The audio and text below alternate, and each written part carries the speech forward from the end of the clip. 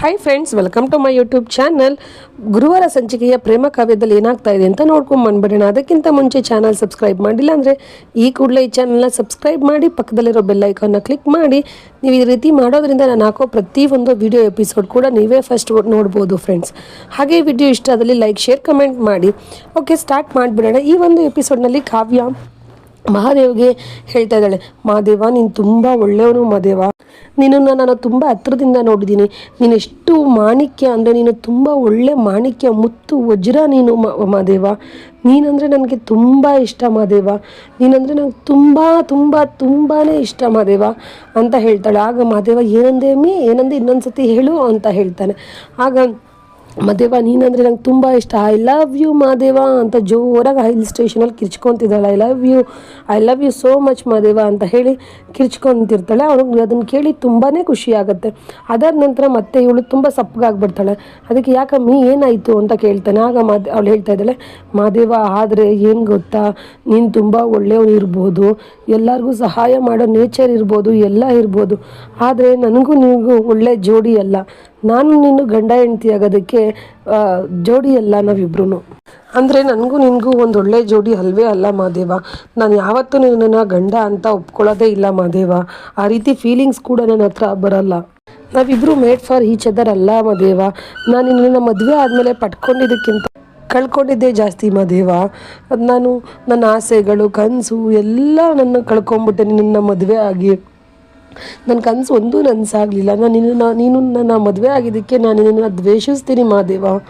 ನೀನು ಯಾಕೆ ನನ್ನನ್ನು ಮದುವೆ ಆದೆ ಮಹಾದೇವ? ನೀನು ಮದುವೆ ಆಗಲಿಲ್ಲ ಅಂದಿದ್ರೆ ನನಗೆ ದೊಡ್ಡ ಕನಸುಗಳಿತ್ತು. I hate you Mahadeva.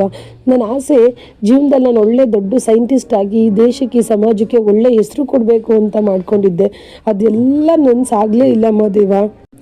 ನೀನು ಮದುವೆ ಆಗಿ ಈ ಕನಸೆಲ್ಲ ಹಾಗೆ ಉಳಿದ್ಬಿಡ್ತು ಮಹಾದೇವ. ನೀನಂದರೆ ನಂಗೆ ತುಂಬಾ ಇಷ್ಟ ಮಹಾದೇವ.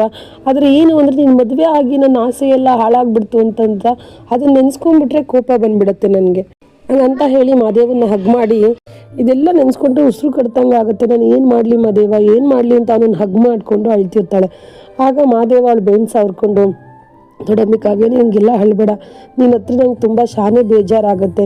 ನಿನ್ನ ಆಸೆಗಳಿಗೆ ನಾನು ಅಡ್ಡಿ ಮಾಡ್ತೀನಿ ಅಂತ ಅನ್ಕೋಬೋದು, ನಾನು ಯಾವುದೇ ಕಾರಣಕ್ಕೂ ಅಡ್ಡಿ ಮಾಡಲ್ಲ, ನಿನ್ನ ಪರವಾಗಿ ನಾನಿದ್ದೀನಿ ಅಮ್ಮಿ ಕಾವ್ಯ ಅಂತ ಅವಳು ಬೆನ್ನು ಸಾವ್ರ್ಕೊಂಡು ಹೇಳ್ತಾನೆ.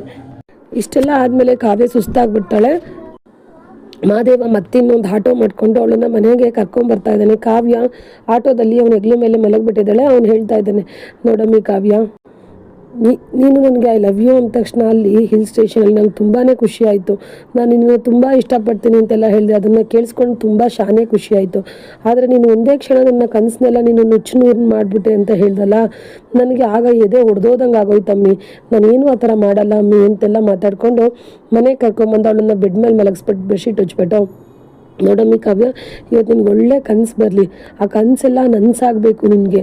ಇವತ್ತು ಏನು ನೀನು ಹತ್ತಿದೆಯಾ ಆ ಅಳುನ ನಾನು ಆದಷ್ಟು ಬೇಗ ಮರೆಸಿ ನಿನ್ನ ಮುಖದಲ್ಲಿ ನಾನು ನಗು ತರಿಸ್ತೀನಿ, ನಿನ್ನ ಕನಸೆಲ್ಲ ನನಸು ಮಾಡ್ತೀನಿ ಅಮ್ಮಿ ಕಾವ್ಯ ಅಂತೇಳಿ ಪಕ್ಕದಲ್ಲಿ ಒಂದು ಚೇರ್ ಹಾಕ್ಕೊಂಡು ಅವನಷ್ಟು ಅವನೇ ಹೇಳ್ಕೊತಾ ಇದ್ದಾನೆ.